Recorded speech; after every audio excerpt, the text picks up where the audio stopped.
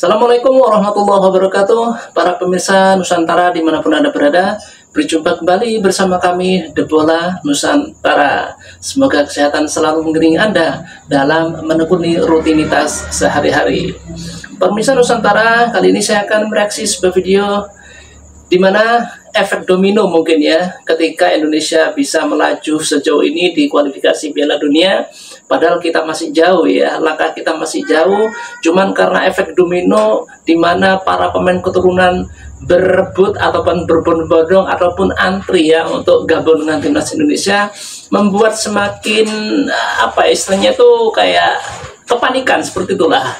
Kenapa timnas Indonesia bisa menyedot sedemikian banyak pemain keturunan, dan ini menjadikan timnas pusat KNVB Belanda merasa tersaingi ataupun dan sebagainya lah. Seru untuk dibicarakan. Kita ikuti bersama videonya. Vandaag hadden we de keuze gemaakt om Ali vooral te zoeken. Dus om niet echt laag op te bouwen, maar er overheen te gaan. Ja, dan krijg je ook Indonesië misschien wel op een WK. En dat gun ik ze van harte nogmaals.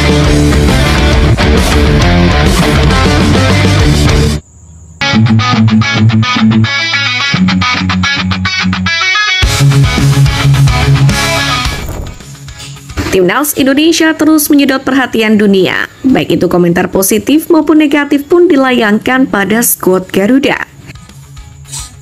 Dengan semua kejutan perlawanan yang ditunjukkan oleh JSS dan kawan-kawan di grup J putaran ketiga ini, namun nyatanya masih banyak yang menyangkal kemajuan sepak bola tanah air. Termasuk mantan pesepak bola Belanda yang kini menjadi pengamat sepak bola Kees Kalkman, yang menilai bahwasannya timnas Indonesia belum layak untuk berlaga di Piala Dunia 2026. Bahkan, ia mengkritik format baru Piala Dunia yang melibatkan 48 tim dan menyatakan bahwa kehadiran tim debutan seperti Indonesia akan menurunkan kualitas turnamen.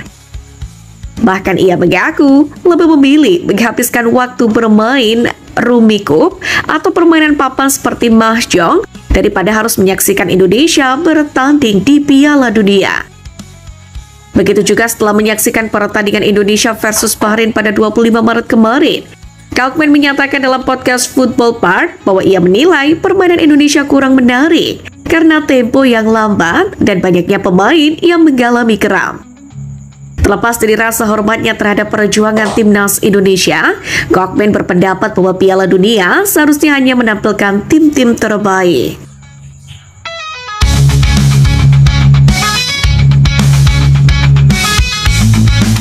Suara sumbang sebenarnya bukan hanya kali ini saja terdengar. Tak jarang keputusan-keputusan pemain pun turut ikut dikomentari. Bahkan kali ini, legenda timnas Belanda Robin van Persie pernah mengomentari keputusan Miss Hilgers yang mau membela timnas Indonesia, alih-alih mencoba untuk menunggu panggilan skuad oranye.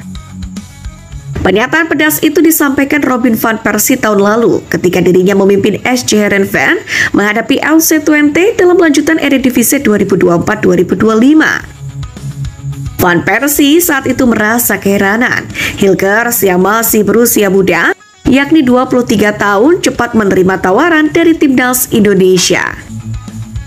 Pernyataan Van Persie sekilas memang masuk akal, tetapi Hilgers diketahui juga punya tujuan tersendiri kenapa rela melepas paspor Belandanya. Meski tersirat, pemain keturunan Manado itu memiliki hasrat untuk menyicipi Piala Dunia, dan timnas Indonesia sejauh ini masih berpeluang untuk melangkah ke sana.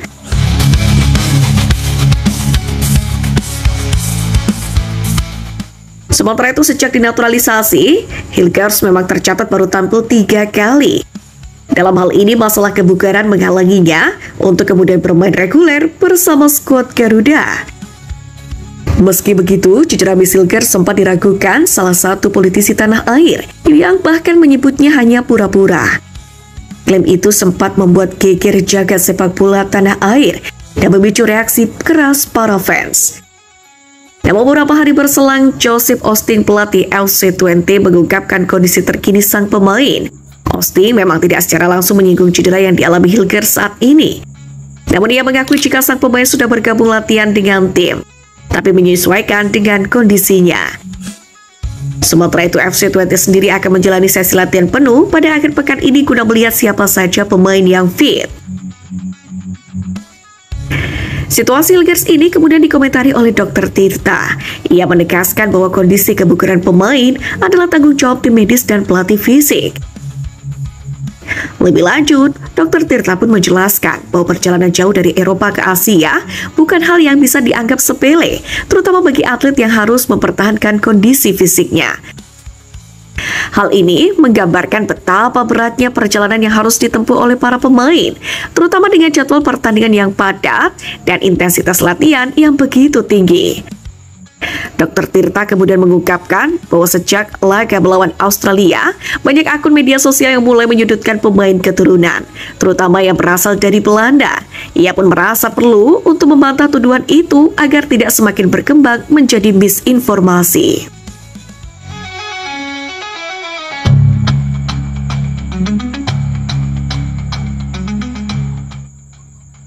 Tentu cukup disayangkan beberapa pihak masih ada saja yang meragukan komitmen mereka-mereka yang bekerja keras untuk Merah Putih. Padahal sudah jelas mereka memilih memperjuangkan timnas Indonesia untuk bisa tembus Piala Dunia 2026. Bahkan komitmen tinggi pun juga ditunjukkan oleh para staf pelatih meskipun beda kebangsaan. Salah satu contohnya dedikasi Alex Pastoor. Seperti yang kita ketahui, Pastoor menjadi salah satu pelatih yang diminta untuk membantu Patrick Kluivert di timnas Indonesia. Namun tak lama berselang, ia mendapatkan tawaran dari HSC Heerenveen yang kehilangan Robin van Persie. Kendati begitu, juru taktik berusia 58 tahun itu sudah menjadi bagian dari timnas Indonesia dan akhirnya menolak tawaran dari Heerenveen karena ingin fokus bersama Merah Putih. Saya ingin memberi jiwa dan kebahagiaan saya seutuhnya, tidak setengah-setengah. Itu keputusan saya, ujar Alex Pastoor. Diketahui, ia tidak sendirian dalam membantu Patrick Kluivert di timnas Indonesia karena ada juga sosok Denny Lansat. Dalam hal ini, pemilihan sosok Denny Lansat pun telah dijelaskan oleh Patrick Kluivert kepada media Belanda Football Premier. Adalah karena Lansat tidak hanya memiliki pengalaman yang mumpuni, tapi juga memahami budaya Indonesia karena memiliki darah keturunan Maluku. Menurut Kluivert, kemampuan Denny Lansat dalam berbicara bahasa Indonesia pun menjadi nilai tambah yang signifikan. Hal ini pun dianggap penting untuk membantu komunikasi dengan pemain dan staf lokal. Dengan demikian, sudah sepatutnya kita memberikan dukungan kepada mereka yang berjuang.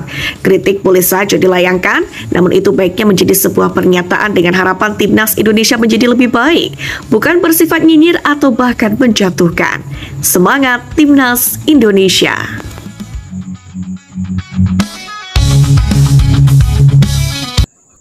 Seperti yang dikatakan Mimin tadi, memang ada benarnya ketika timnas Indonesia bermain lambat ya, seperti para komentar legenda pemain sepak bola timnas Belanda, ya memang dimaklumi lah, karena memang kita, timnas Indonesia itu baru terbentuk seumur jagung. Dan sekiranya para pemain itu belum terikat chemistry yang seutuhnya.